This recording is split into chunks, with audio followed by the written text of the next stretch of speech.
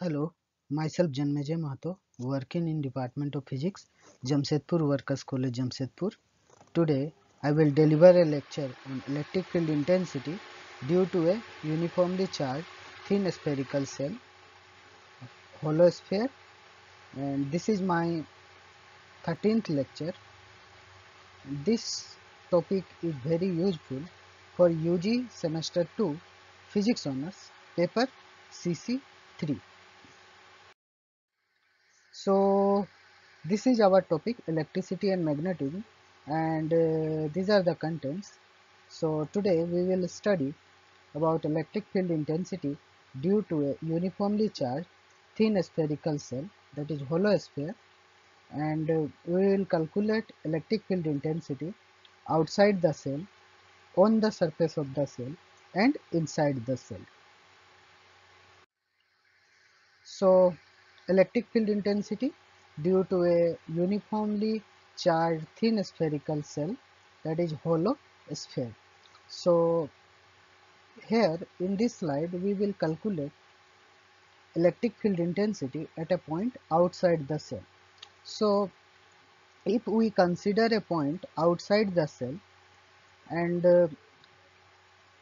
P be the point where we have to calculate electric field intensity, so we consider a positive charge Q distributed uniformly on the surface of a spherical cell of radius r.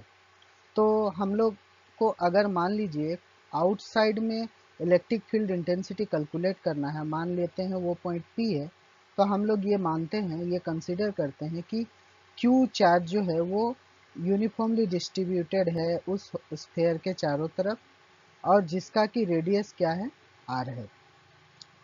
तो let P be the point outside the cell at a distance r from the center of the cell.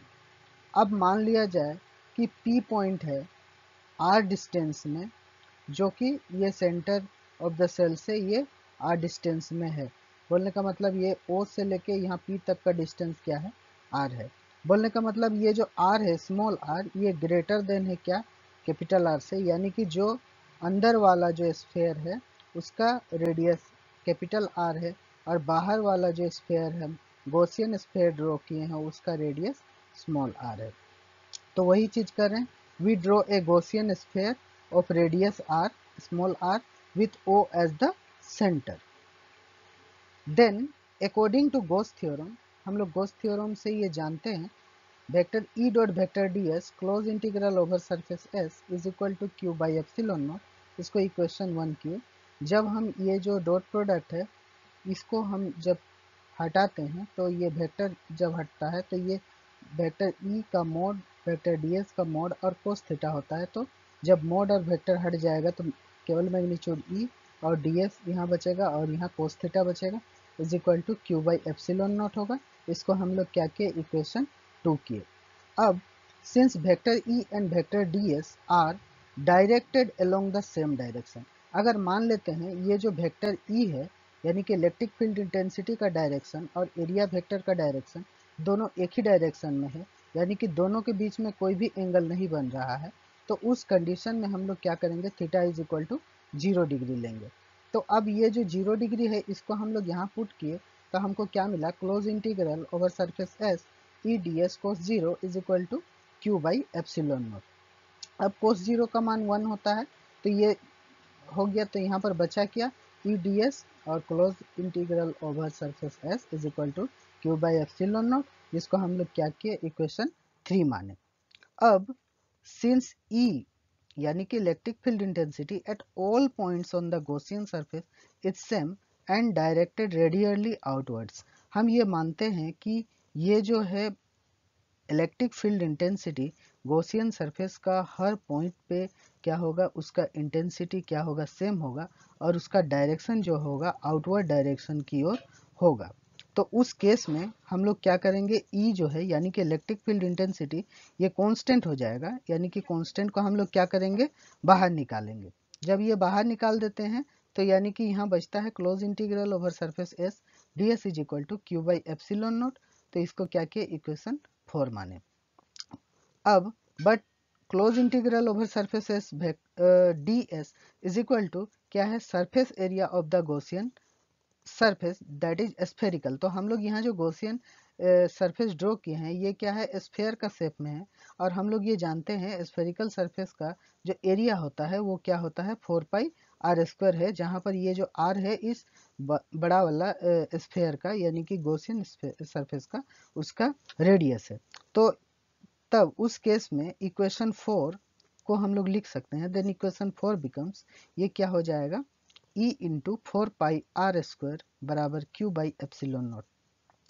अब इसको हम लोग इस direct मतलब ये बराबर के इस पर ले आएंगे तो हमको क्या मिलेगा, E is equal to 1/4 pi epsilon naught Q by R square. तो इसका इक्वेशन 5 करते हैं, और ये वाला इक्वेशन को हम लोग देखते हैं कि ये जो हम लोग पॉइंट चार्ज के लिए निकाले थे वही सेम इक्वेशन है।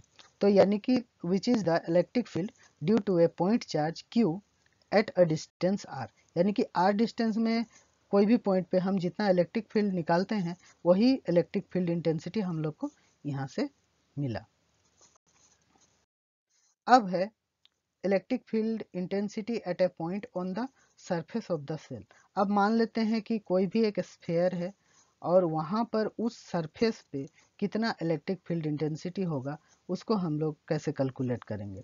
तो अगर हम मानते हैं when a point of observation P is at the surface of shell, मान लेते हैं कि ये जो सरफेस है यहीं पर क्या है, ये पॉइंट P है जहाँ पर हमको इलेक्ट्रिक फील्ड इंटेंसिटी को कैलकुलेट करना है।